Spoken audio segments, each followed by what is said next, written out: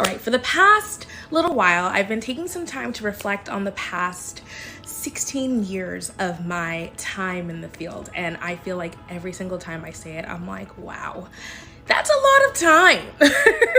So as I'm reflecting, I'm kind of thinking, about the things that I've learned in my journey. And I keep coming to this thought process of talking to the younger ECE version of myself.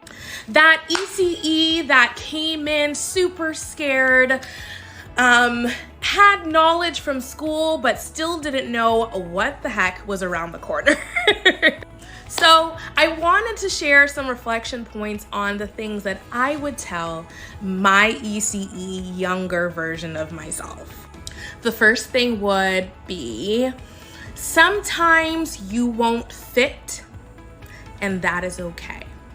And what I mean by that is I had been in roles for different companies and different spaces where I tried really hard to fit and I just did not fit in. And at that time, I felt like it was so depressing. It was such a depressing feeling because you're like, I'm doing everything I'm supposed to be doing.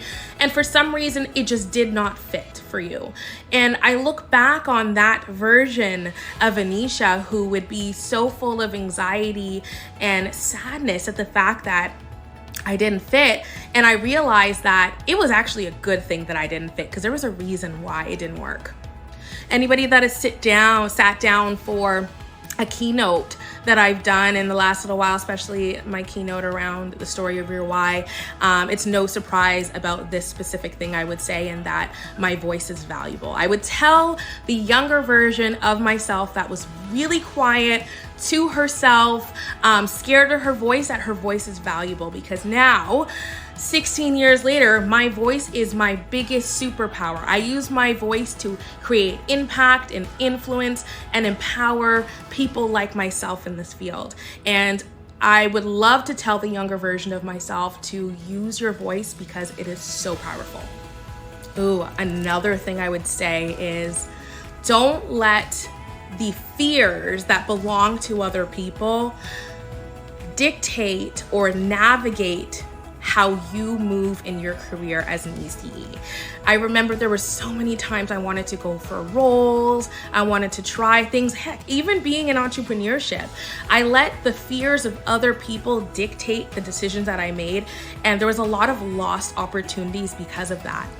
I stepped into entrepreneurship with not a lot of knowledge on entrepreneurship, and a lot of people were kind of nervous for me to jump into this, and that was one of the few times that I decided to do things for myself, and it has done tremendously for me today. So I would tell my younger ECE self to not let the fears of others dictate how you navigate your career.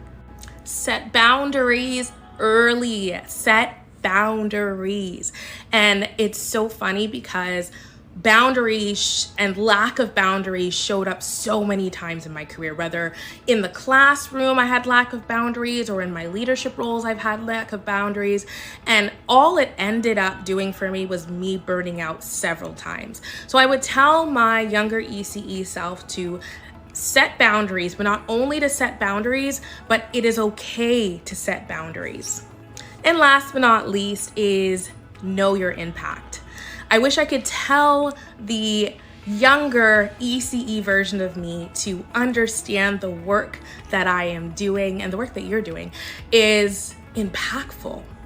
It's creating and supporting generations. It's setting up the foundation of education for children and families that will remember you from years to come. Even till this day, I have conversations with families that I've taught and worked with over 15 years ago, and they still talk about the impact that I've made. So the last thing I would tell my younger ECE self is to know my impact.